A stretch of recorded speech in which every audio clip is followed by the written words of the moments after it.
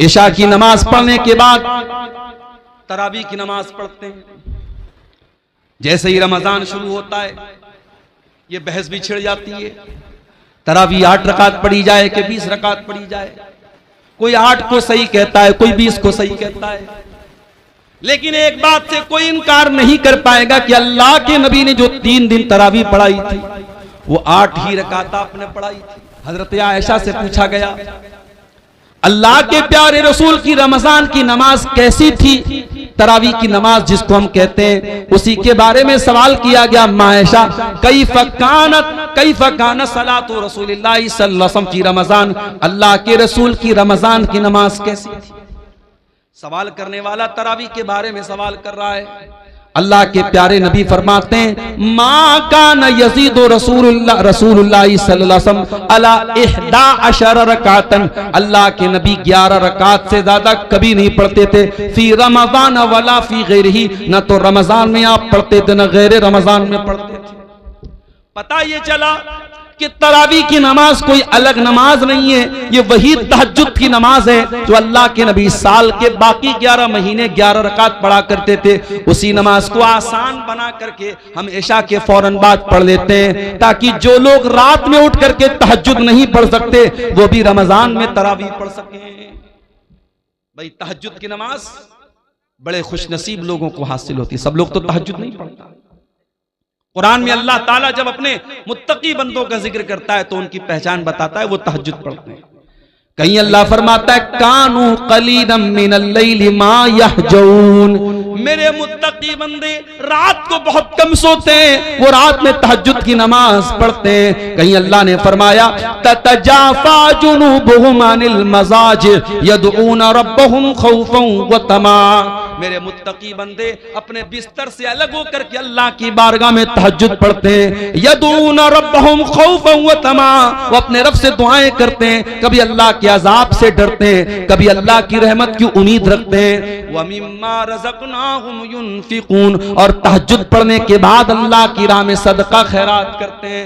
वही तहज्जुद की नमाज रमजान में तरावी के नाम से पढ़ी जाती है और अल्लाह के नबी ने इसको 11 रकात ही पढ़ा है। मेरे प्यारे साथियों, हमें और आपको भी चाहिए कि हम तरावी पढ़ें, लेकिन हाँ एक बात याद रखिए, तरावी की नमाज को आज हमारे यहाँ एक हवा बना दिया गया, बहुत मुश्किल बना दिया गया। नहीं, तरावी को आप बहुत मुश्किल मत बनाइए मेरे प्यारे साथियों।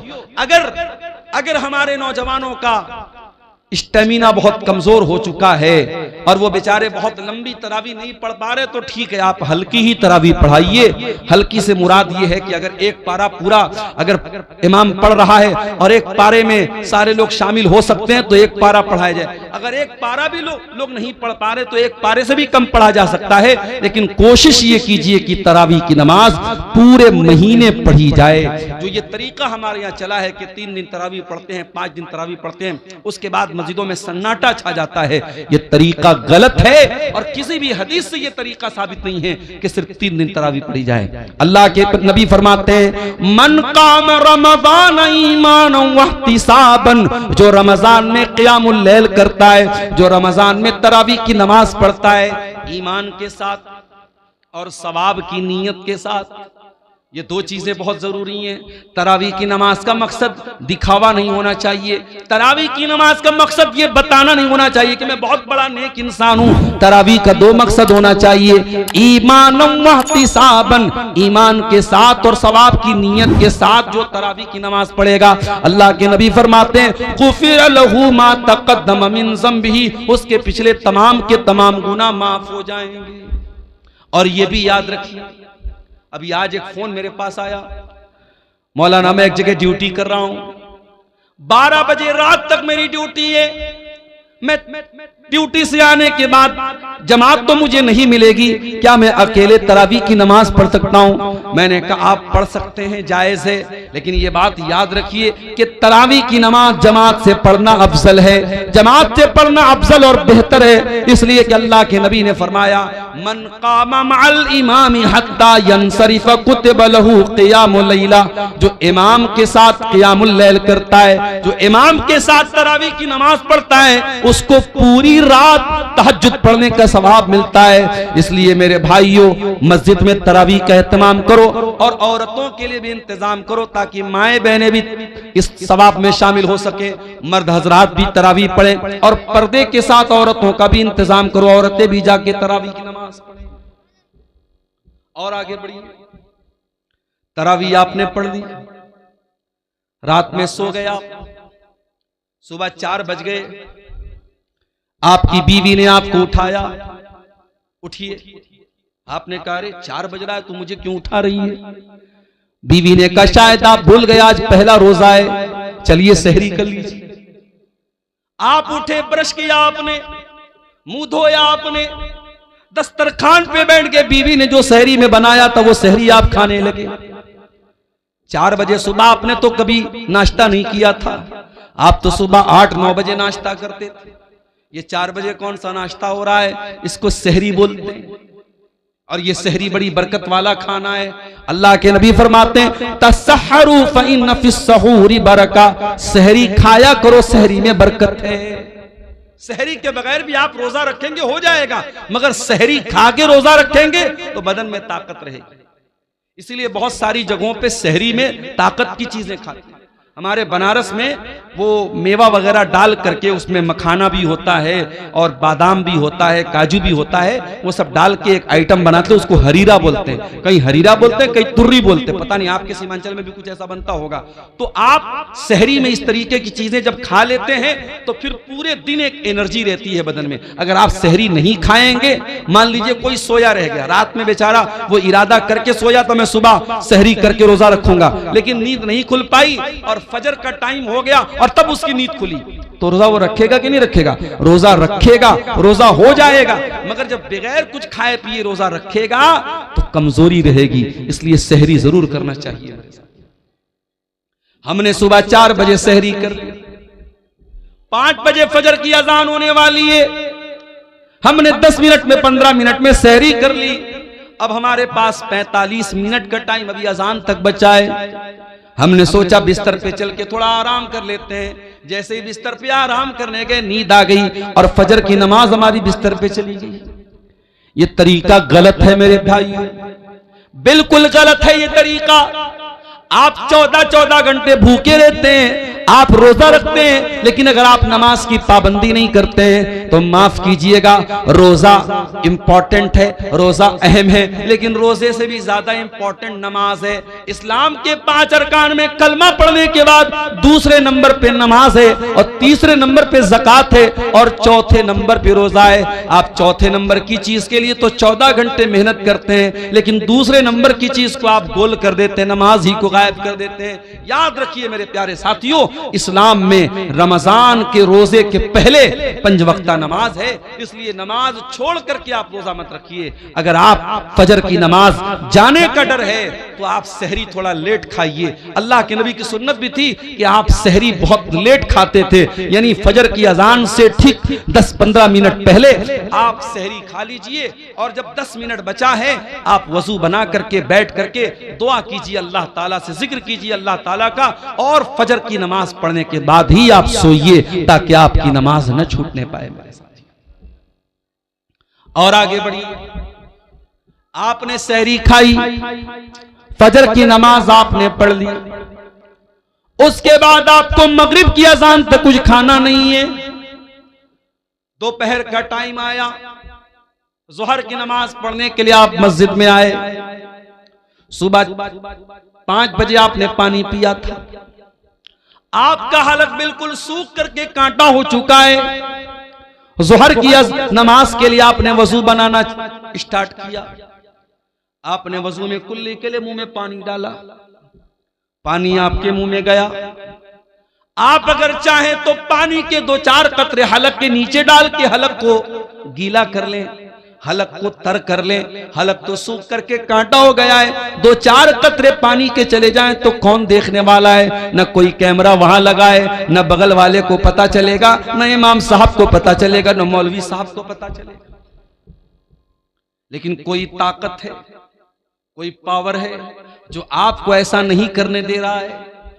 आप प्यास के मारे बुरा हाल है आपका हलक सूख करके कांटा बना हुआ है और पानी आपके मुंह में जा रहा है, मगर वो कौन सी ताकत है जो पानी को हलक के नीचे डालने नहीं देती है? पानी बाहर आ जाता है, पानी हलक के नीचे नहीं उतरता है। मेरे प्यारे साथियों, इसी का नाम तकवा है, इसी का नाम अल्लाह का डर है, और रमजान का महीना यही तकवा हमें सिखाता है। इसीलिए अल्लाह ने फरमाया, या अय्युहल्लज़ीना आमनू कुतिबा अलैकुमुस्सियामु कमा कुतिबा अलल्लज़ीना मिन क़ब्लिकुम लअल्लकुम तत्तक़ून।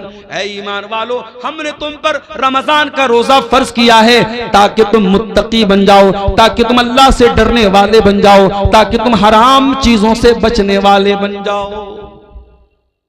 रोजे की हालत में खाना नहीं खा सकते, पानी नहीं पी सकते, बीवी से मिल नहीं सकते, बीवी के साथ रोमांस कर सकते हैं, गले लग सकते हैं, बीवी को टच कर सकते हैं, लेकिन अगर डर हो इस बात का कि बीवी से ज्यादा करीब होंगे तो हो सकता है कि बीवी के साथ सोहबत हो जाए। जिसको इस बात का डर हो वो बीवी से बहुत ज्यादा करीब भी ना जाए।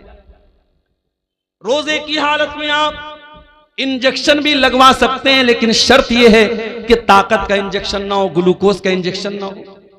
नॉर्मल इंजेक्शन भी आप लगवा सकते हैं। रोजे की हालत में आप कान में ड्रॉप भी डाल सकते हैं, आंख में ड्रॉप भी डाल सकते हैं, हाँ, नाक में कोई दवा नहीं डालेंगे। रोजे की हालत में आप खून की जांच भी करवा सकते हैं, लेकिन हाँ, खून चढ़वा नहीं सकते, खून दे नहीं सकते, खून ले नहीं सकते।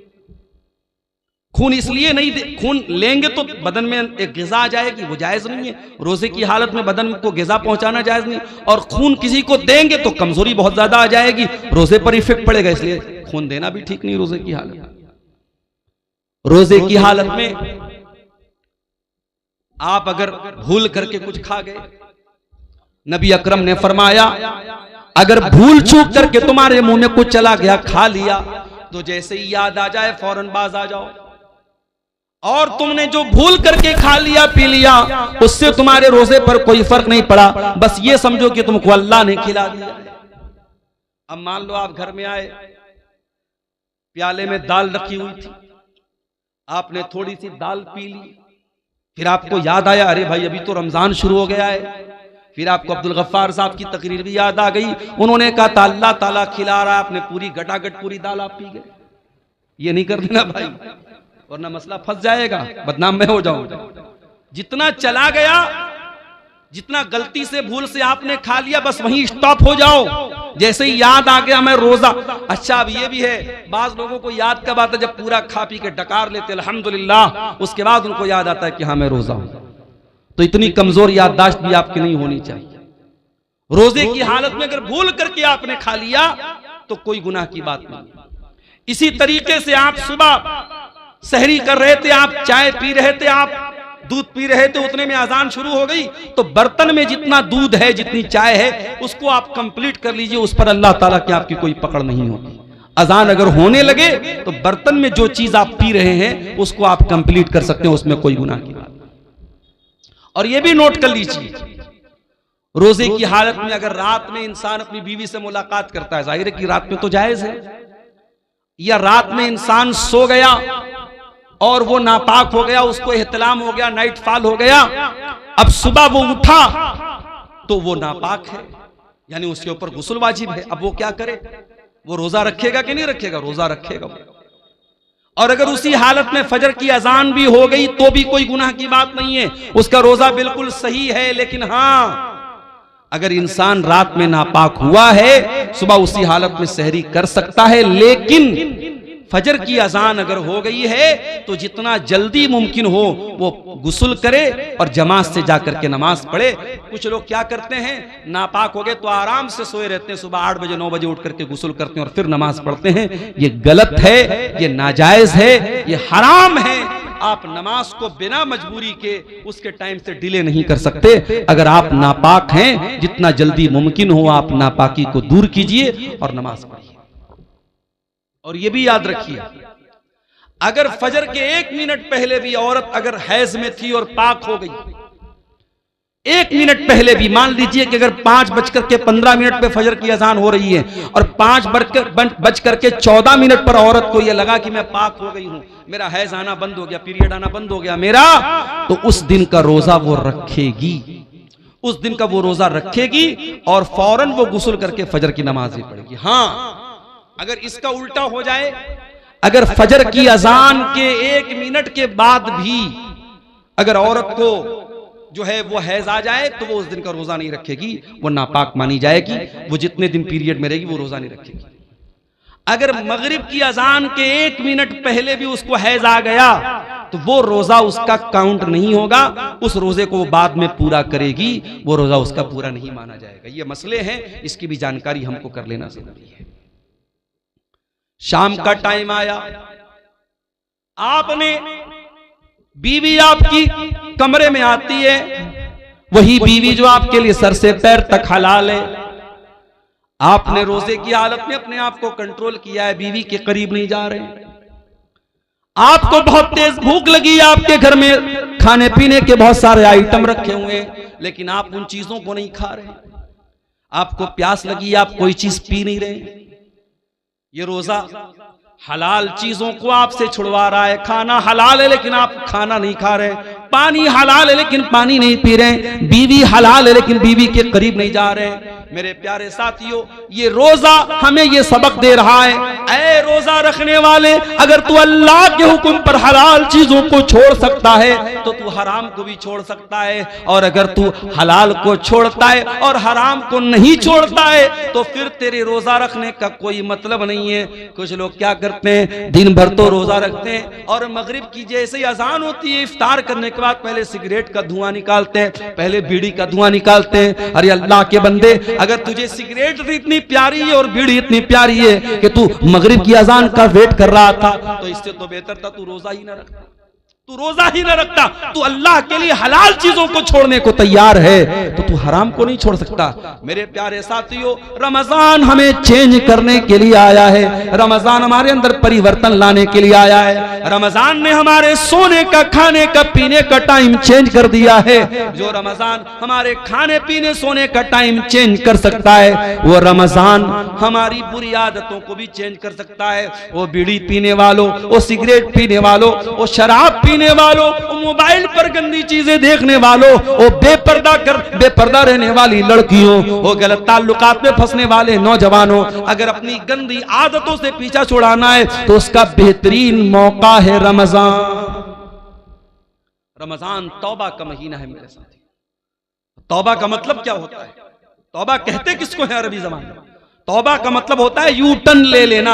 आप गाड़ी लेके जा रहे हैं, आपको वापस दोबारा उसी रास्ते पर वापस होना है, आप गाड़ी को दोबारा घुमाएंगे, यू टर्न लेंगे, इसको तौबा कहते हैं। इसका मतलब यह हुआ कि जब इंसान सही रास्ते से भटक जाए तो वो तौबा करे ताकि दोबारा सही रास्ते पर आ जाए। मेरे प्यारे साथियों, अगर आपको तौबा करना है, अल्लाह के रास्ते पे वापस आना है, तो रमजान उसके लिए बेहतरीन मौका है। अल्लाह से सच्ची तौबा कीजिए मेरे साथियों।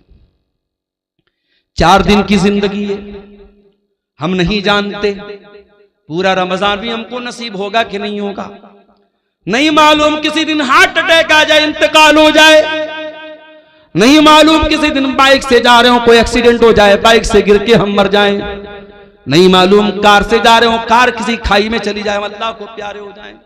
हमें तो ये भी नहीं मालूम कि कब मरेंगे, कहां मरेंगे। 5 चीजों का इल्म तो सिर्फ अल्लाह ताला के पास है।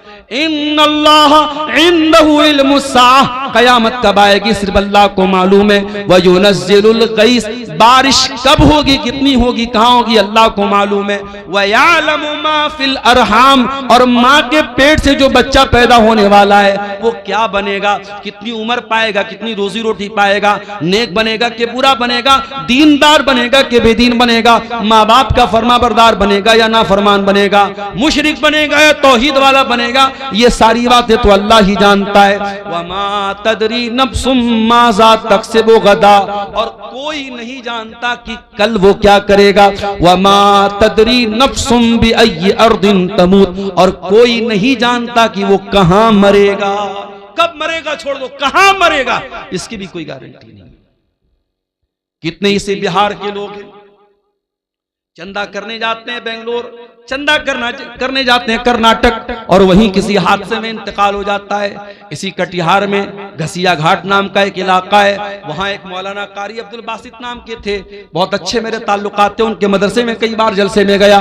बेचारे तमिलनाडु के इलाके में चंदा करने गए थे, ट्रेन पर चढ़ रहे थे, अचानक ट्रेन से गिर गए और वहीं ऑन द स्पॉट उनका इंतकाल हो गया।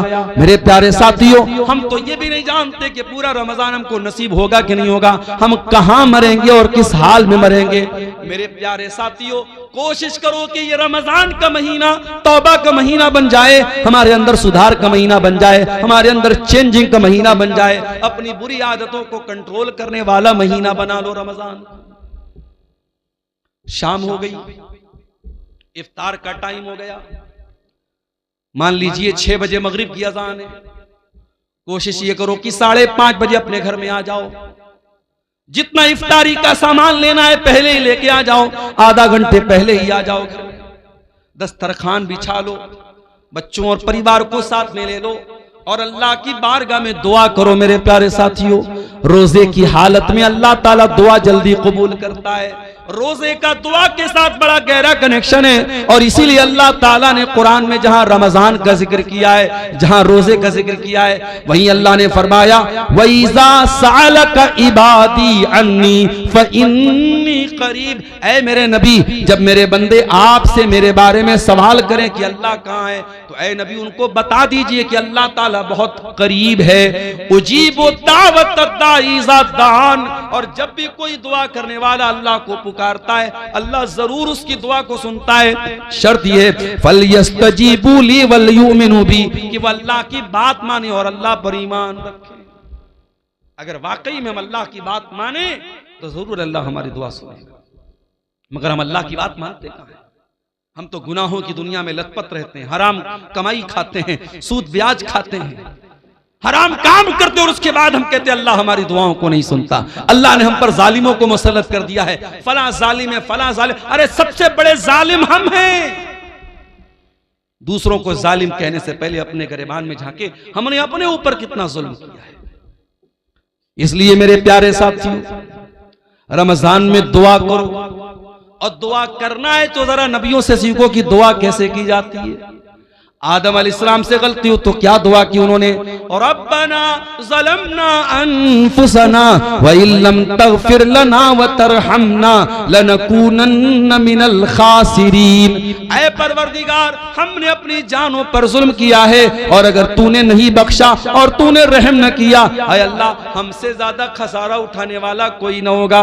यूनुस अलैहिस्सलाम को देखो, मछली के पेट में, जहां दुनिया का कोई नेटवर्क काम नहीं करता, वहां क्या दुआ कर रहे हैं, फनादा फिज़्ज़ुलुमाति अल्ला इलाहा इल्ला अंत सुब्हानका इन्नी कुन्तु मिनज़ ज़ालिमीन। यूनुस अलैहिस्सलाम ने तीन अंधेरों में, समंदर का अंधेरा था, पानी का, समंदर का अंधेरा था, रात का अंधेरा था, और मछली के पेट का अंधेरा था, तीन अंधेरों में उन्होंने अल्लाह को पुकारा।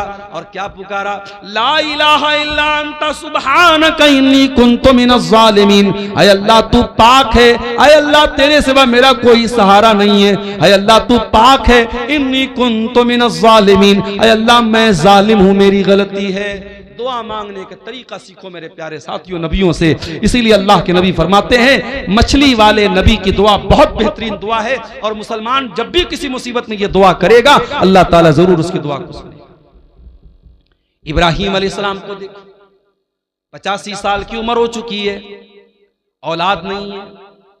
यहां तो 14-15 साल हो जाए और औलाद ना हो तो दुनिया वाले ताना मारने लगते हैं कि इसको तो औलाद नहीं हो रही है, और इंसान भी मायूस हो जाता है। यहाँ 85 साल की उम्र हो चुकी है, इब्राहिम अपने रब से मायूस नहीं है। क्या दुआ करते हैं, रब्बी हबली मिन लदुनका ज़ुर्रियतन तय्यबा इन्नका समीउद दुआ। ऐ अल्लाह तू मुझे पाक औलाद दे दे, ऐ अल्लाह तू दुआओं को सुनने वाला है। रब्बी हबली मिनस सालिहीन, ऐ अल्लाह मुझे नेक बेटा अता फरमा। अय्यूब अलैहिस्सलाम को देखो, बीमार है, पूरे बदन में जख्म है, पूरे बदन से खून बह रहा है, पूरे बदन में परेशानी है, और अय्यूब अलैहिस्सलाम दुआ कर रहे हैं, व अय्यूबा इज़ नादा रब्बहू अन्नी मस्सनियद्दुर्रु व अंत अरहमुर राहिमीन। कहते अय अल्लाह मुझे ये बीमारी पहुंची है, अय अल्लाह मुझे ये तकलीफ पहुंची है, और अय अल्लाह सबसे बड़ा रहम करने वाला तू है, अगर तूने रहम न किया तो तेरा बंदा कहां जाएगा। मेरे प्यारे साथियों, रमजान को दुआ का महीना बना लो, खूब दुआएं करो, इफ्तार के टाइम दुआ करो, सहरी के टाइम दुआ करो, तरावी के बाद बैठ के दुआ करो, रात के सन्नाटे में दुआ करो, दिन के उजाले में दुआ करो। रमजान का दुआ के साथ बड़ा गहरा कनेक्शन है, बहुत गहरा ताल्लुक है। और हो सके एक किताब बता रहा हूं, मोबाइल पर भी वो किताब मिल जाएगी, आपको प्ले स्टोर में भी मिल जाएगी। किताब का नाम नोट कर लो, हिस्नुल मुस्लिम, अरब के एक आलिम की किताब है, बहुत अच्छी किताब है दुआओं की, छोटी छोटी दुआएं जो नबी की दुआएं हैं, नबी की सिखाई गई दुआओं को पढ़ा करो। नबी के अल्फाज में बड़ी बरकत है, नबी के अल्फाज बड़े जामे होते थे। अगर वो नहीं पढ़ सकते, अगर पढ़े लिखे नहीं हो, तो अपनी भाषा में, अपनी जबान में, तुम शेरशाबादी लैंग्वेज में, तुम बंगला जुबान में भी अल्लाह से दुआएं कर सकते हो। अल्लाह ताला हर जबान को समझता है, वो दिल की भाषाओं को जानता है, वो दिल की जबान को जानता है। हम जबान से कहें या न कहें, हमारा दिल जब तड़पता है, हमारा दिल जब रोता है, हमारे दिल की सदाओं को भी अल्लाह ताला सुन लेता है। और आगे बढ़िए मेरे भाई, इफ्तार का टाइम हो गया। आप इफ्तार करते हैं, बिस्मिल्लाह पढ़ के आपने खजूर मुंह में डाली, खजूर मुंह में डाली, पानी आपने पिया, और पानी जैसे ही आपके हलक के अंदर गया, आपने दुआ पढ़ी, ज़हबज़ ज़मऊ वबतल्लतिल उरूक़ु वसबतल अज्रु इंशाअल्लाह। ऐ अल्लाह तेरे हुक्म से मैंने रोजा पूरा कर लिया, ऐ अल्लाह मेरी प्यास खत्म हो गई, ऐ अल्लाह मेरी रगें तर हो गई, और ऐ अल्लाह अगर तूने चाहा तो मुझे सवाब भी मेरे रोजे का मिल जाएगा। ये बड़ी प्यारी दुआ है, इफ्तार के टाइम यही दुआ पढ़ा करो मेरे प्यारे साथियों। और वो दुआ भी आप पढ़ सकते हैं, अल्लाहुम्मा लका सुमतु अला रिज़्क़िका अफ़्तरतु, ऐ अल्लाह मैंने तेरे लिए रोजा रखा और तेरे ही दिए हुए रिस्क पर मैंने इफ्तार किया।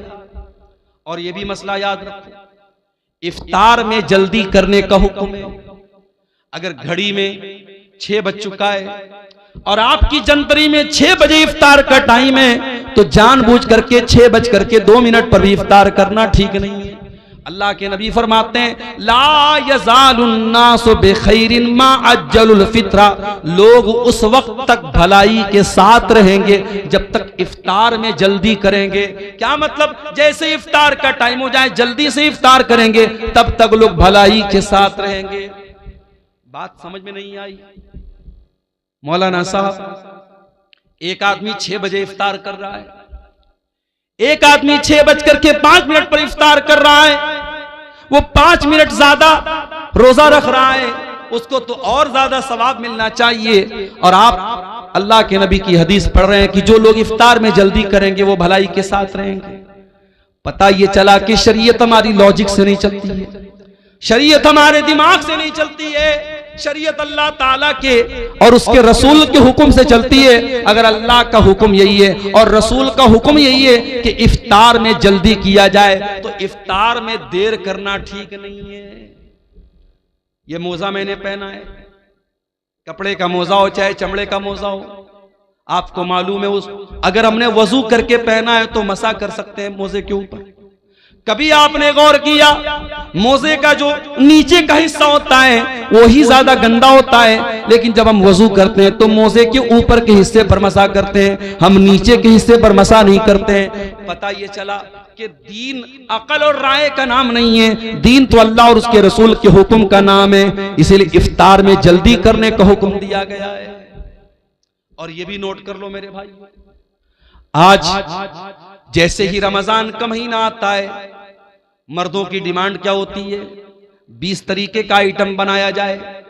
हो सकता है कि आपके शेरशाबादी समाज में शायद उतनी वैरायटी ना होती हो, लेकिन आप अगर बनारस चले जाएं, आप लखनऊ चले जाएं, आप हैदराबाद चले जाएं, आप मुंबई चले जाएं, तो इफ्तार के दस्तरखान पे आपको 20 तरीके के आइटम मिलेंगे।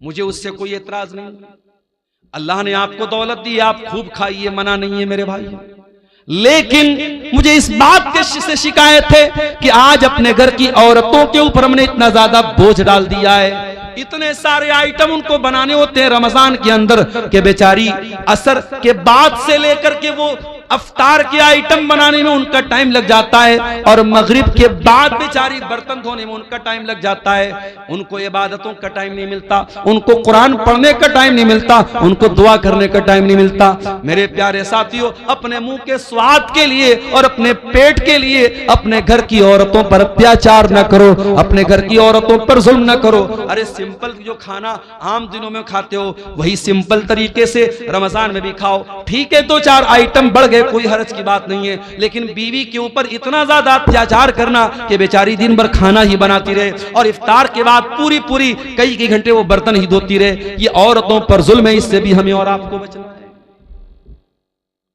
उसके बाद रमजान की एक बहुत अहम इबादत जिसके लिए कुरान में बाकायदा जिक्र किया गया, कुरान की तिलावत।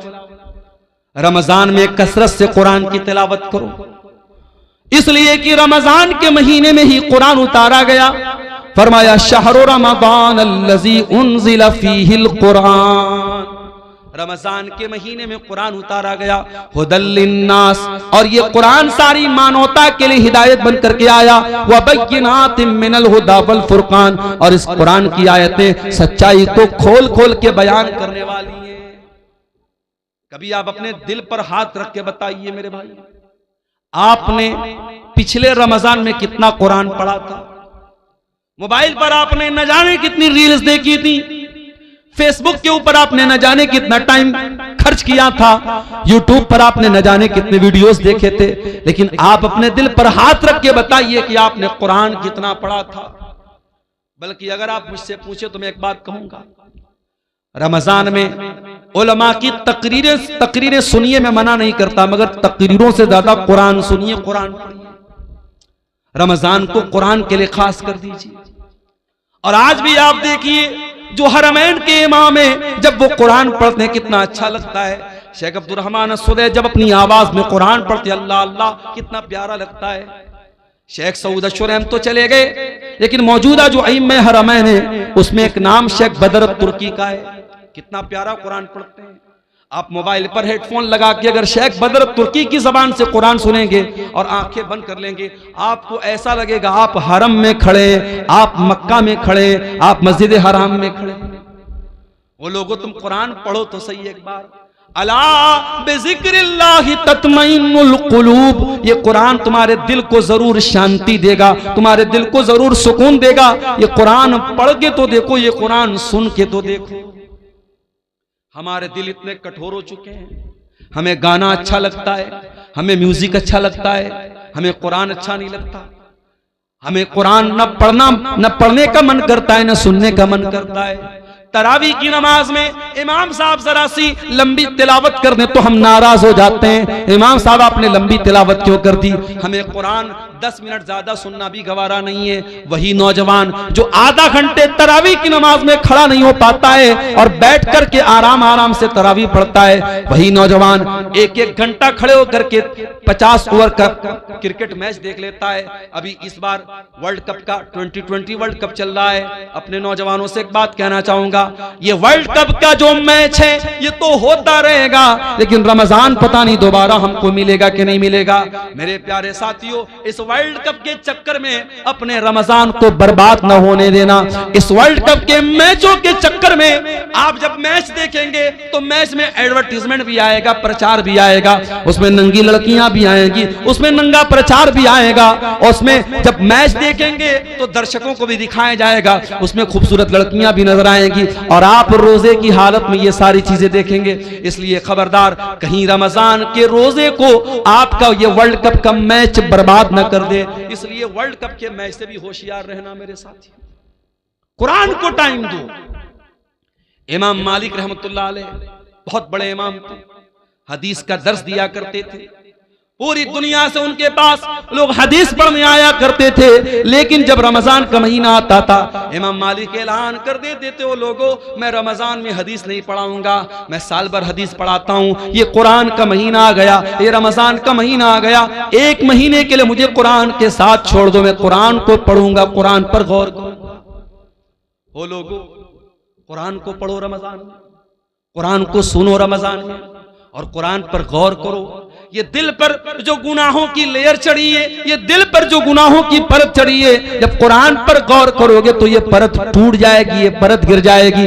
कुरान कहता है अफला यतदब्बरूनल कुरान अम अला कुलूबिन अक़फ़ालुहा, मेरे बंदो तुम कुरान पर गौर क्यों नहीं करते, क्या तुम्हारे दिलों पर ताले लगे हैं? जिस तरीके से मोबाइल का लॉक अगर खोलना हो तो जब तक पासवर्ड न डाला जाए तब तक मोबाइल का लॉक नहीं खुलता, जब तक पैटर्न लॉक न डाला जाए तब तक मोबाइल का लॉक नहीं खुलता।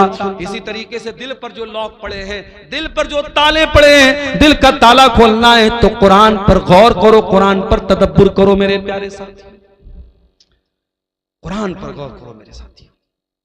अल्लाह के नबी जिनके ऊपर कुरान उतरा था, अल्लाह के नबी कभी कभी दूसरे के मुंह से कुरान सुना भी करते थे। एक मर्तबा आपने अब्दुल्ला बिन मसूद से फरमाया, अय अब्दुल्ला इक़रा अलैयल कुरान, अय अब्दुल्ला मुझे कुरान पढ़ के सुनाओ। अब्दुल्ला बिन मसूद ने फरमाया, अय अल्लाह के नबी मैं आपको कुरान कैसे पढ़ के सुनाऊं, ये कुरान तो आप ही के ऊपर उतरा है। आपने फरमाया, अय अब्दुल्ला मैं दूसरे के मुंह से सुनना चाहता हूं, आज तुम्हारे मुंह से सुनना चाहता हूं, तो मुझे कुरान पढ़ के सुनाओ। अब्दुल्ला बिन मसूद कुरान पढ़ने लगे और सूरह निसा की तिलावत करने लगे, सूरह निसा पढ़ने लगे और अल्लाह के नबी गौर से सुनने लगे। पढ़ते पढ़ते पढ़ते पढ़ते अब्दुल्ला बिन मसूद इस आयत पर पहुंचे, फकैफा इज़ा जीना मिन कुल्ली उम्मतिन बिशहीद, ऐ मेरे नबी उस वक्त आपका क्या हाल होगा जब हम हर उम्मत में से एक गवाह लाएंगे, वजीना बिका ला हाउलाई शहीदा, और ऐ नबी हम आपकी उम्मत पर आपको गवाह बनाएंगे। जब अब्दुल्ला बिन मसूद इस आयत के ऊपर पहुंचे, उन्होंने कहा, वो कहते हैं कि अल्लाह के नबी ने मुझसे कहा बस करो, ऐ अब्दुल्ला बस करो। मैंने नजरें उठा के देखा, मैंने क्या देखा, फैजा ऐनाहु तज़रिफान, अल्लाह के नबी की दोनों आंखों से आंसू बह रहे थे, अल्लाह के रसूल रो रहे थे, ज़ारो कतार आप रो रहे थे। वो जो कयामत के दिन आपके कंधे पे जिम्मेदारी डाली जाएगी, उस जिम्मेदारी को सोच के आप रो रहे थे। ओ मुसलमानों, तुम्हारे नबी तो अपनी जिम्मेदारी का ख्याल करके रो रहे हैं, तुम्हें अपनी जिम्मेदारी का ख्याल कब आएगा?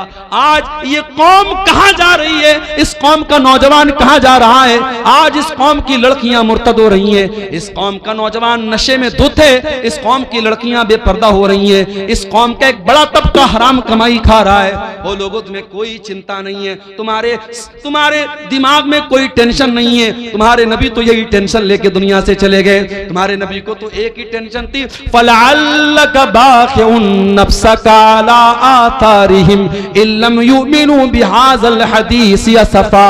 ऐ मेरे नबी आपको इतनी टेंशन है, आपको इतनी चिंता है लोगों के ईमान लाने की, कहीं इस टेंशन में आप जान न दे दे। आपके नबी को तो इतनी टेंशन थी, मगर आपको कोई टेंशन नहीं है। अल्लाह के प्यारे नबी उस जिम्मेदारी का एहसास करके रोने लगे, कुरान सुन करके रोने लगे। मेरे साथ कुरान सुनो तो सही अच्छे कारी की आवाज में, खास तौर से जो अफ्रीकन कारी होते हैं, उसमें एक कारी है, कभी यूट्यूब पर सर्च मारिएगा, सूफी अब्दुल रशीद नाम है उनका, ये शायद उधर अफ्रीका वगैरह कहीं के हैं। आवाज बिल्कुल नॉर्मल है, लेकिन जब कुरान पढ़ते हैं दिल में जाके लगता है मेरे साथियों, बड़ा प्यारा कुरान पढ़ते, सूफी अब्दुल रशीद नाम है। अच्छे कारी की आवाज में आप कुरान सुनिए, आप ये गाने बजाने भूल जाएंगे, दिल पर जो असर पड़ेगा मेरे साथियों अब मैं बयान नहीं कर सकता उसको। रमजान को कुरान का महीना बनाइए मेरे साथियों, और आगे बढ़िए। एक और काम अल्लाह के नबी करते थे रमजान में। अब्दुल्ला बिन अब्बास कहते हैं अल्लाह के नबी रमजान में बहुत ज्यादा सखावत किया करते थे, अल्लाह की राह में दान दिया करते थे।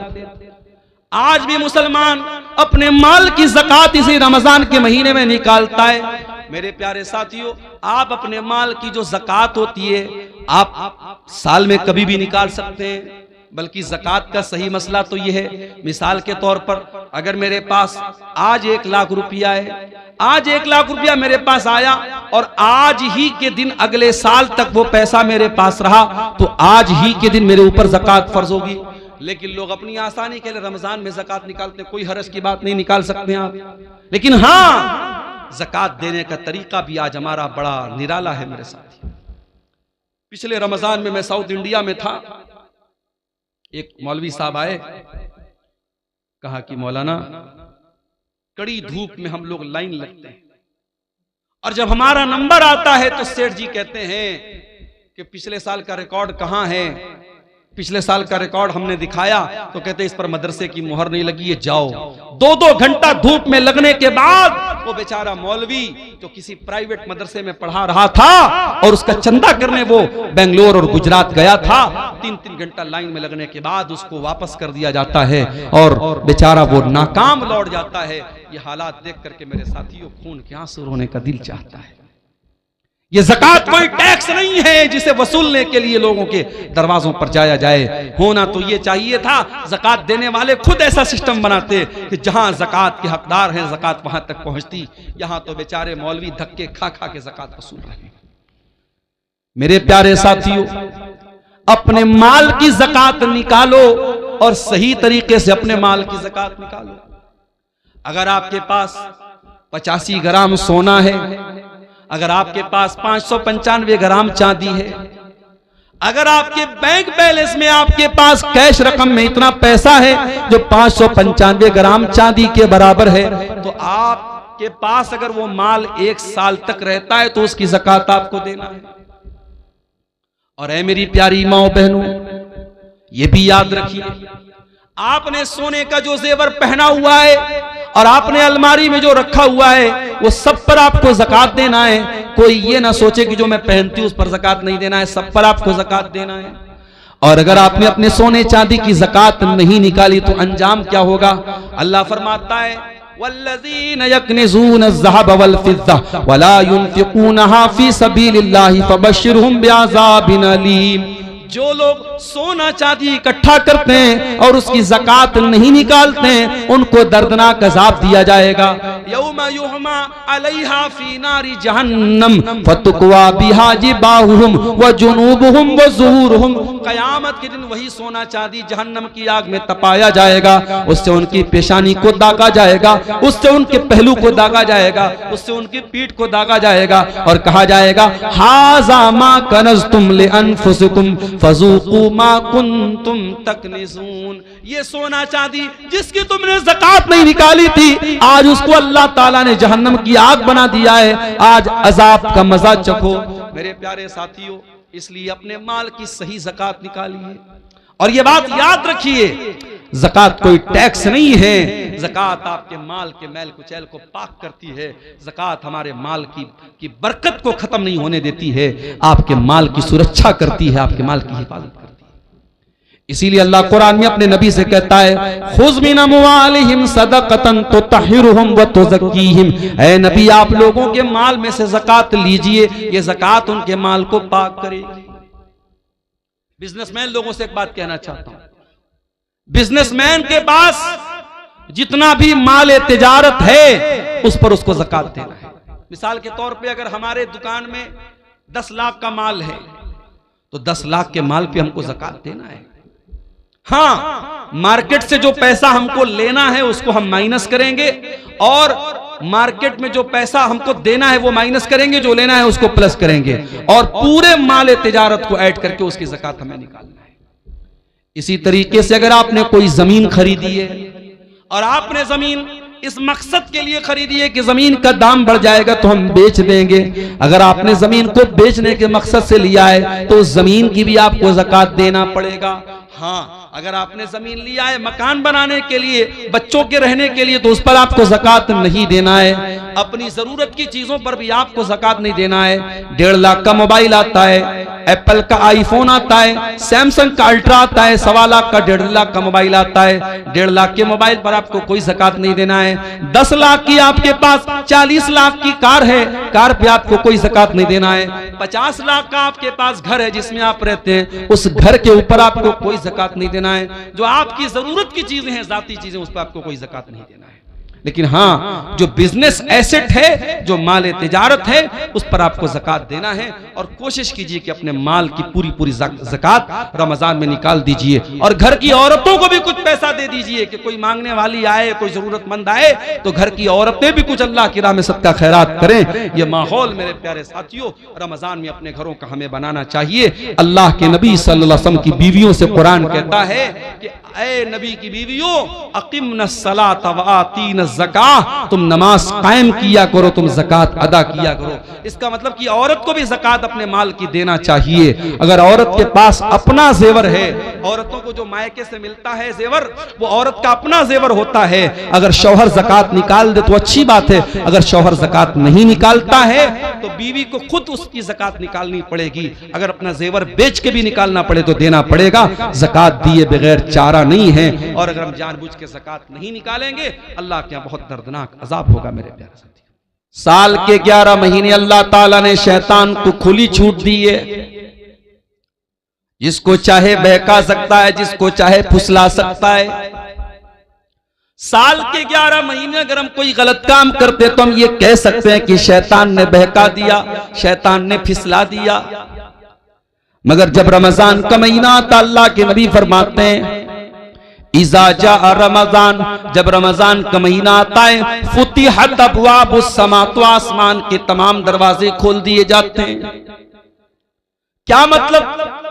इसका मतलब यह हुआ कि जब हम अल्लाह की बारगाह में दुआ के लिए हाथ उठाते हैं तो आसमान के सारे दरवाजे खोल दिए जाते हैं। हमारी दुआओं की कबूलियत में अब कोई रुकावट नहीं है। अगर सच्चे दिल से हम कोई दुआ करेंगे, अल्लाह ताला हमारी दुआ को जरूर कबूल करेगा।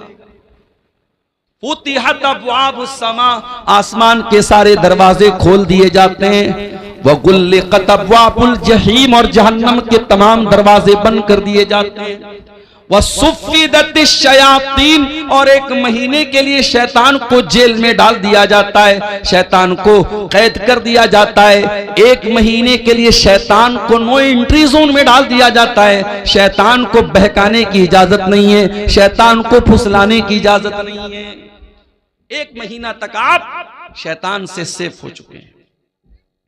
अब अगर इस एक महीने में भी आप कोई गुनाह का काम कर रहे हैं, इस एक महीने में आप रोजा फर्ज होने के बावजूद रोजा नहीं रख रहे हैं, इस एक महीने में के अंदर भी आप शराब पी रहे हैं, इस एक महीने के अंदर भी जिना हो रहा है, इस एक महीने के अंदर भी लड़कियां बेपर्दा घूम रही हैं, इस एक महीने के अंदर झूठ बोला जा रहा है, इस एक महीने के अंदर कारोबार में बेईमानी हो रही है, इसका मतलब कि शैतान का कोई दोष नहीं है, हम खुद दोषी हैं। हम खुद शैतान बन चुके हैं और शैतान हमको इतना ट्रेंड कर चुका है, इतना पक्का कर चुका है कि अब एक महीने के लिए शैतान तो मौजूद नहीं है, शैतान तो कैद में है, लेकिन हम फिर भी बुराई से नहीं बच रहे हैं। इसका मतलब कि शैतान को दोष देना बेकार है, हम खुद शैतान बन चुके हैं।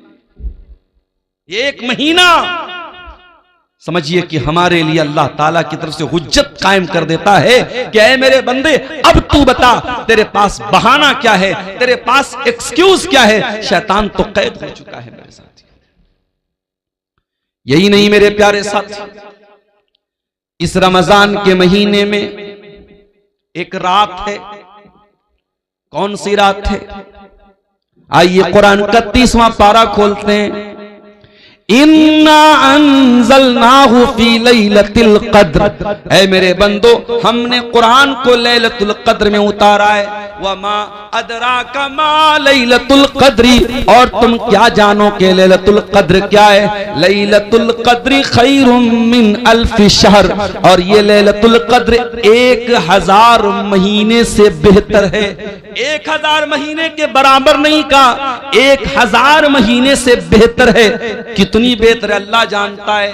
1000 महीने में, 1000 महीने में आप अगर गौर करें कितने साल होते हैं, कैलकुलेटर पे अगर आप कैलकुलेट करेंगे 1000 को 12 से अगर आप भाग देंगे तो लगभग 84 साढ़े 84 आता है। यानी अगर आपने लैलतुल क़द्र को पा लिया, आपने शबे क़द्र को पा लिया, और उसमें आपने तहज्जुद पढ़ लिया, उसमें आपने तिलावत कर ली, उसमें आपने अल्लाह का जिक्र कर लिया, उसमें आपने अल्लाह की राह में दान दे दिया, उसमें आपने अल्लाह ताला की बारगाह में आंसू बहा दिए, उस एक रात में आपने जो भी इबादत की है वो इबादत 84 साल से भी ज्यादा बेहतर है। 84 साल नेकी करने का जो सवाब है वो एक रात में, और रात कब शुरू होती है? मगरिब के बाद से लेकर के फजर तक रहती है, यानी मैक्सिमम 12 घंटे। 12 घंटे की वो रात है। 12 घंटे के अंदर आपको अल्लाह ताला ने ऐसी रात दे दी है कि आप उसमें अगर कोई नेकी करेंगे तो आपको 84 साल से भी ज्यादा का सवाब मिलेगा। वो मुबारक रात इसी रमजान में आती है मेरे प्यारे साथियों। और वो कब आती है? वो उस रमजान के आखिरी अशरे में आती है। इसीलिए अल्लाह के प्यारे नबी फरमाते हैं, तहर्रू लैलतल क़द्र फिल अशरिल अवाखिर मिन रमजान। ओ लोगो, तुम रमजान के आखिरी अशरे में लैलतुल क़द्र को तलाश किया। और इसीलिए जब रमजान का आखिरी अशरा आता था, जब आखिरी 10 दिन आते थे, अम्मा आयशा फरमाती हैं अल्लाह के प्यारे नबी पूरी रात जागा करते थे, पूरी रात जागा करते थे और अपनी बीवियों को भी जगाया करते थे और कमर कस लेते थे। कमर कस लेने का मतलब ये कि एक्टिव हो जाते थे। आखिरी अशरे में अल्लाह के नबी इबादत के मामले में कोई नरमी नहीं बरतते थे। हमारे यहाँ उल्टा मामला है। हमारे आखिरी अशरे में लोग मार्केट में ज्यादा नजर आते हैं, बाजार ज्यादा जाते हैं, कोई दर्जी के यहाँ दौड़ रहा है, कोई चप्पल वाले के यहाँ दौड़ रहा है, औरतें अपना कपड़ा लेने के लिए दौड़ रही हैं। आखिरी अशरा हमारे यहाँ ईद की शॉपिंग के लिए माना जाता है। मेरे प्यारे साथियों, आखिरी अशरा जिसमें एक रात कोई लैलतुल क़द्र की रात है, उस रात में अल्लाह के नबी रात भर जागा करते थे। मेरे भाइयों, वो रमजान का महीना इंशाअल्लाह कल से शुरू होने वाला है। वो रमजान एक बहुत बड़े मेहमान की शक्ल में हमारे पास आने वाला है। जरा दिल पे हाथ रख के बताओ कि उस मेहमान के लिए आपके दिल में क्या एक्साइटमेंट है।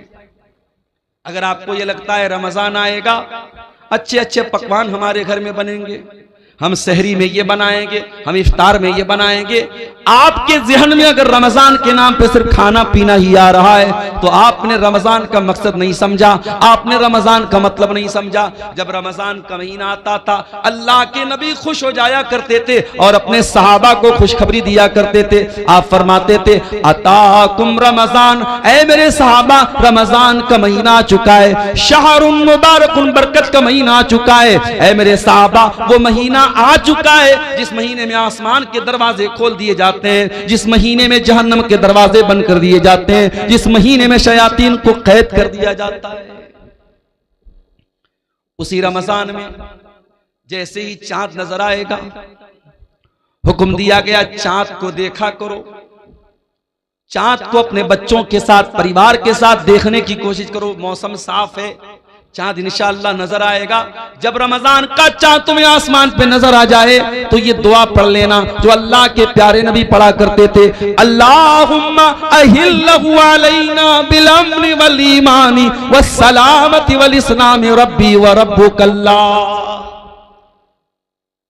क्या दुआ है? चांद देख करके क्या दुआ पढ़ रहे हैं हम? अय अल्लाह, तो इस चांद को अमन के साथ हम पर तुलू फरमा दे, ईमान के साथ तुलू फरमा दे, सलामती के साथ तो इस चांद को तुलू फरमा दे, इस्लाम के साथ इस चांद को तू तुलू फरमा दे। रब्बी व रब्बुकल्लाह, और ऐ चांद मेरा और तेरा रब अल्लाह है। कभी आपने गौर किया, हमारे गैर मुस्लिम भाई भी तो चांद देख के करवा चौथ मनाते हैं। हमारे गैर मुस्लिम भाइयों की भी चांद की बड़ी अहमियत है, मगर वो चंद्रमा को देवता मानते हैं, वो चंद्रमा की पूजा करते हैं, वो चंद्रमा की इबादत करते हैं। मगर मेरे प्यारे साथियों, इस्लाम एक ईश्वरवाद वाला मजहब है, इस्लाम तौहीद वाला मजहब है। हम चांद को देख करके भी ऐलान करते हैं, रब्बी व रब्बुकल्लाह, ऐ चांद हम तेरी उपासना नहीं करते, ऐ चांद हम तुझे रब नहीं मानते, ऐ चांद हम तुझे अपना पूज्य नहीं मानते, हम तुझे अल्लाह ताला का एक क्रिएशन मानते हैं, अल्लाह ताला की एक मखलूक मानते हैं। और हम चांद देख करके भी ऐलान करते हैं, रब्बी व रब्बुकल्लाह, ऐ चांद मेरा भी रब अल्लाह और तेरा भी रब अल्लाह। इस्लाम तौहीद वाला दीन है मेरे प्यारे। इस्लाम में शिर्क बर्दाश्त के काबिल नहीं है मेरे साथी। इस्लाम तो वो मजहब है कि तमाम नमाजों में हम रुकू करते हैं, सजदा करते हैं, मगर जनाजे की नमाज में हम रुकू और सजदा नहीं करते। क्यों नहीं करते? सामने मुर्दा रखा हुआ है, सामने जनाजा रखा हुआ है, अगर जनाजे की नमाज में रुकू डाला जाता और सजदा डाला जाता तो यह मैसेज जाता कि इस्लाम तो मुर्दे के आगे सजदा करवा रहा है, इस्लाम तो मुर्दे के आगे झुक रहा है। इसलिए जनाजे की नमाज में कोई रुकू और सजदा नहीं है। जनाजा रखा हुआ है, हम जनाजे की नमाज पढ़ते उसमें कोई रुकू सजदा नहीं है। और इसीलिए अल्लाह के रसूल ने किसी कब्र के ऊपर नमाज पढ़ने से मना किया है। न तो कब्र के ऊपर मस्जिद बनाई जा सकती है, न मस्जिद में कब्र बनाई जा सकती है। कब्र के ऊपर भी नमाज नहीं और मस्जिद के अंदर भी कब्र को आपने रखने से मना किया है। आज अफसोस की बात, उसी इस्लाम को मानने वाले आज तौहीद को नहीं समझते। कोई किसी के आगे सर झुका रहा है, कोई किसी के आगे सर झुका रहा है। और आपकी शेरशाहबादी बिरादरी में जो पूरी अहले हदीस बिरादरी है, आज आपकी बिरादरी में भी बहुत सारी ऐसी चीजें होने लगी हैं जो तौहीद के खिलाफ है। माफ कीजिएगा, बहुत सारे घरों में जहालत की वजह से, तालीम की कमी की वजह से आज बच्चे पैदा होने के बाद ही उनके गले में धागा डाल दिया जाता है। आपके शेरशाहबादियों में भी ये चीज देखी जा रही है कि बच्चों के गले में धागा और तावीज डाला जा रहा है। बच्चा बीमार हो जाए तो शिरकिया झाड़ फूक करने वाले झूठे मक्कार लोगों को बुला के उनसे झाड़ फूक करवाया भी जा रहा है। अगर कौवा बोलने लगे तो कौवे के बोलने पर यह कहा जाता है कि कौवा बोल रहा है, इसका मतलब कोई मनहूस खबर आने वाली है। इस तरीके की उल्टी सीधी रिवायतें और उल्टी सीधी चीजें आज हमारे अहले हदीसों के अंदर भी मेरे प्यारे साथियों पाई जाने लगी हैं। याद रखिए, हम तौहीद वाले हैं, हम मर जाएं कट जाएं, तौहीद से समझौता करने वाले नहीं है। यही हमारी पहचान है। अल्लाह के नबी ने फरमाया, ला तुशरिक बिल्लाहि व इन कुतिलता व हुर्रिकता, अगर तुम्हें कत्ल कर दिया जाए या जला दिया जाए तब भी तुम अल्लाह के साथ शिरक मत करना। तौहीद की हिफाजत करो मेरे प्यारे साथी। हम चाँद देख करके भी तौहीद का दर्स देते हैं। रब्बी व रब्बुकल्लाह, ऐ चाँद मेरा भी रब अल्लाह है, तेरा भी रब अल्लाह है। एक और मैसेज मिला चांद की दुआ से। दुनिया कहती है मुसलमान तो आतंकवादी होता है, कहने वाले कहते हैं सारे मुसलमान तो आतंकवादी नहीं होते, लेकिन सारे आतंकवादी मुसलमान होते हैं। कहने वाले इस्लाम को आतंकवाद के साथ जोड़ते। ओ लोगों, इस्लाम आतंकवाद का धर्म कैसे हो सकता है? इस्लाम दहशतगर्दी का मजहब कैसे हो सकता है? इस्लाम तो चांद देख करके भी अमन और शांति की दुआ सिखा रहा है। हम चांद देख करके भी क्या दुआ कर रहे हैं? हम ये दुआ नहीं कर रहे हैं, ऐ अल्लाह इस चांद को देखने के बाद तू सिर्फ हमको भलाई अता फरमा। हम कहते अल्लाहुम्मा अहिल्लहु अलैना बिल अम्न वल ईमान वस सलामत वल इस्लाम। ऐ अल्लाह, ये चांद जो रमजान का नजर आने वाला है, ऐ अल्लाह सारे विश्व के लिए, सारी दुनिया के लिए अमन और शांति का चांद बना दे। अल्लाह इस महीने को तू शांति वाला बना दे, इसमें किसी का खून न बहे, इसमें किसी की जान न जाए, इसमें किसी का माल न लूटे। ऐ अल्लाह इसको अमन और शांति का और पीस का, और ऐ अल्लाह दुनिया के लिए सलामती का महीना बना दे। जो मुसलमान चांद देख करके भी अमन और शांति की दुआएं करता है, वो मीडिया वालों तुम्हें शर्म नहीं आती? उस इस्लाम को तुम आतंकवाद के साथ जोड़ते हो, उस मुसलमान को तुम आतंकवाद के साथ जोड़ते हो। हाँ, अगर कोई अपने आप को मुसलमान कहने वाला गलत काम करे तो उसके लिए इस्लाम कैसे जिम्मेदार हो सकता है? आज दूसरे मजहब के मानने वाले, आज अमेरिका में जो जेफरी एप्स्टीन की फाइल सामने आ रही है, वो कोई मुसलमान तो नहीं था, वो तो यहूदी था, लेकिन इतना गंदा आदमी था। 6 साल की बच्चियों के साथ रेप किया करता था, छोटी छोटी बच्चियों के साथ वो दरिंदगी किया करता था, उन्हें नोचा करता था, उनको तड़पाया करता था, यहाँ तक के छोटी छोटी बच्चियों को मशीन में डाल के कत्ल करके उनकी बोटी बना बना के खाया करता था। वो तो यहूदी था। तो क्या हम ये बोलेंगे कि उसके इस अमल की वजह से पूरी यहूदी कौम गलत मानी जाएगी? नहीं मेरे प्यारे साथियों, कुछ लोगों के गलत कामों की वजह से पूरा मजहब बदनाम नहीं किया जा सकता, पूरे दीन को ब्लेम नहीं किया जा सकता। इस्लाम कल भी अमन और शांति का प्रतीक था और आज भी अमन और शांति का प्रतीक है, और कयामत की सुबह तक अमन और शांति का प्रतीक रहेगा। रमजान के इस मुबारक महीने में एक काम हमें और करना रहता है, जिसको एहतिकाफ बोलते हैं। एहतिकाफ का मतलब होता है अपने आप को मस्जिद के अंदर कैद कर लेना, रमजान के आखिरी अशरे में 10 दिन तक इंसान एतिकाफ करता है, नबी की सुन्नत है। मगर ये मसला याद रखो, औरतें भी अगर एतिकाफ करेंगी तो मस्जिद में करेंगी। अगर औरतों के लिए मस्जिद में पर्दे का इंतजाम है, सुरक्षा का इंतजाम है, तो मस्जिद में एतिकाफ करेंगी। और अगर मस्जिद में इंतजाम नहीं है तो औरतों को मायूस होने की जरूरत नहीं है, वो और नेकी के काम करें, उनको एतिकाफ करने की जरूरत नहीं है। एतिकाफ अगर होगा तो मस्जिद में होगा, इसलिए कि अल्लाह के नबी से कहीं और एतिकाफ करने का सबूत नहीं मिलता है। और इत्तिकाफ कौन करेगा? आज तो हालात ये है, पूरे पूरे गांव में कोई इत्तिकाफ नहीं करता है। पूरी अहले हदीसों की बस्ती है, कुरान और सुन्नत पर चलने वालों की बस्ती है, लेकिन पूरी बस्ती में एक आदमी भी इत्तिकाफ नहीं करता है। अफसोस की बात है। मैंने मुंबई में देखा, मैंने कर्नाटक में देखा, मैंने तमिलनाडु में देखा, मस्जिद में 20-20 नौजवान, बिल्कुल हट्टे कट्टे नौजवान, वो आते हैं इत्तिकाफ में बैठते हैं। औरतों के लिए इंतजाम मैंने देखा, पर्दे का इंतजाम है, वो इत्तिकाफ करती हैं। मेरे प्यारे साथियों, जज्बा होना चाहिए आपके अंदर। और इत्तिकाफ वो आदमी, आज हमारे यहाँ कोई करता भी तो कौन करता है? जो बिल्कुल समाज में रिटायर हो चुका है वो इत्तिकाफ करता है। अरे जो बिजनेसमैन है, जो एक्टिव है, जो अपने दुनिया की कुर्बानी दे के इत्तिकाफ करे, वो असल इत्तिकाफ करता है। मेरे साथ ये एक पर्चा आया है मेरे सामने।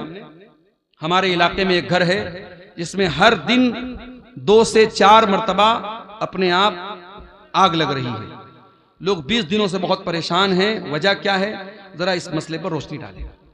देखिए, कभी कभी कुछ चीजों की वजह नॉर्मल होती है, लेकिन हम वजह कुछ और समझते हैं।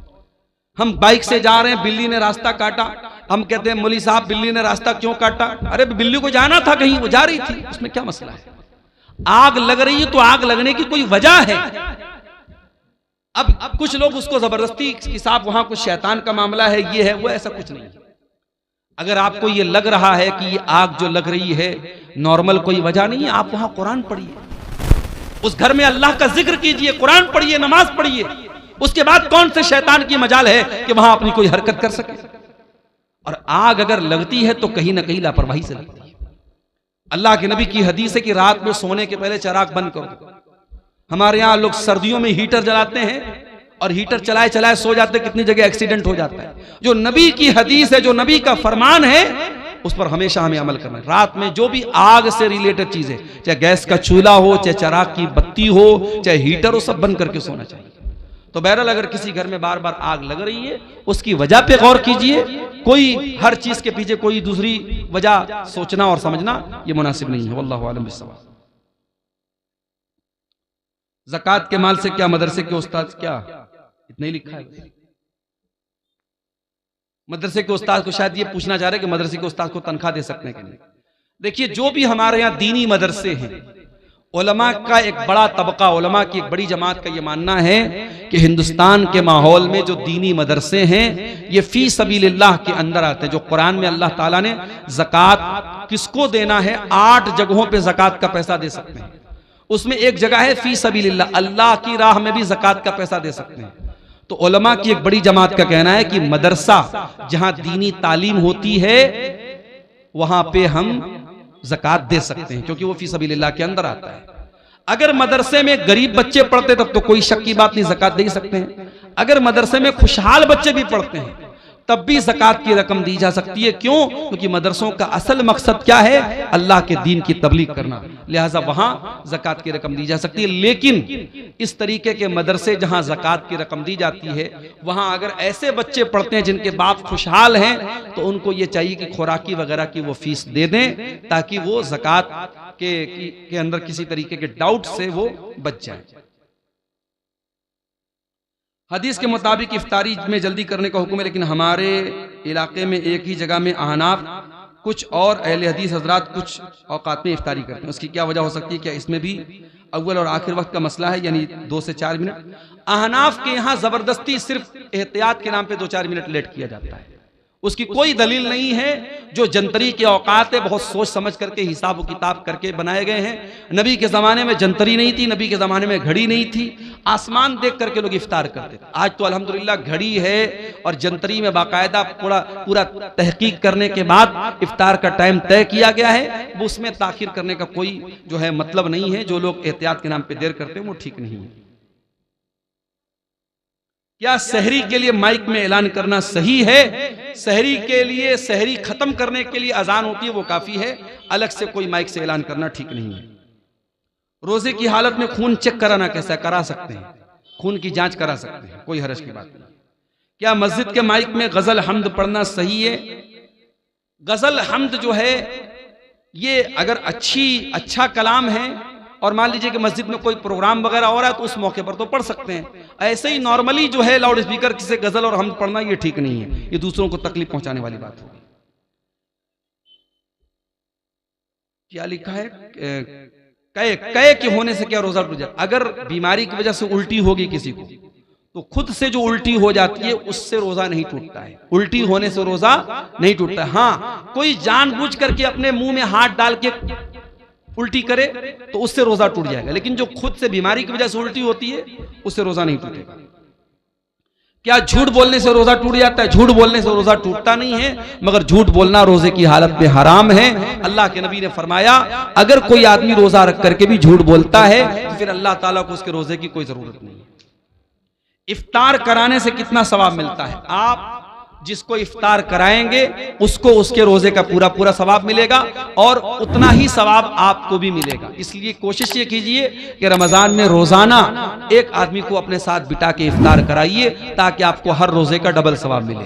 लेकिन यहाँ जो इफ्तार करने आएगा आपके घर में वो बेचारा कहीं ये ना सोचे कि मेरे सवाब में कोई कमी आएगी, उसको पूरा सवाब मिलेगा, लेकिन इफ्तार कराने वाले को डबल सवाब मिलेगा। सहरी के लिए वजू करना जरूरी है? नहीं, वजू भी जरूरी नहीं है, बल्कि नापाकी की हालत में भी आप सहरी कर सकते हैं, लेकिन हाँ फौरन गुस्ल करके आप जमात से फजर की नमाज पढ़ेंगे। तो ये चंद मसाइल थे। हम अल्लाह ताला से दुआ करते हैं रब्बुल आलमीन हमें आने वाले रमजान का हक अदा करने की तौफीक अता फरमाए। रब्बुल आलमीन। अस्सलामु अलैकुम वरहमतुल्लाहि वबरकातुहू। शेख मोहतरम, एक सवाल मैं लगभग 1-2 साल से लेकर के घूम रहा हूँ कि एक छोटी बस्ती है जिसमें एक जुमे की मस्जिद है, उसके बगल में ही मतलब सट करके ही रूम मदरसे के बनाया हुआ है। अगर उस मस्जिद में के मतलब मदरसे रूम में औरत जुमा या तरावी या ईदैन की नमाज उसमें पढ़ेगी तो होगी या नहीं? इन्होंने पूछा है कि मस्जिद के सटा हुआ कोई मदरसे की ज़मीन है, उसमें औरतें अगर जुमा में आ जाती हैं या ईदैन में आ जाती हैं तो नमाज पढ़ सकती हैं या नहीं। अगर मस्जिद और वो मदरसे की जो ज़मीन है वो सटी हुई है, बीच में कोई गैप नहीं है, तब तो नमाज हो जाएगी। और अगर गैप है बीच में कोई गली है और दोनों सटा हुआ नहीं है, तब फिर ये मसला गड़बड़ है, तब उसमें नमाज पढ़ना ये ठीक नहीं है। लेकिन अगर इमारत दोनों की सटी हुई है और मस्जिद में अभी तौसी की गुंजाइश नहीं तो मस्जिद मदरसे में भी औरतें जुमा की नमाज भी पढ़ सकती हैं और ईदैन की नमाज भी पढ़ सकती हैं। वल्लाहु आलम बिस्सवाब। ठीक है, अल्लाह ताला हम सब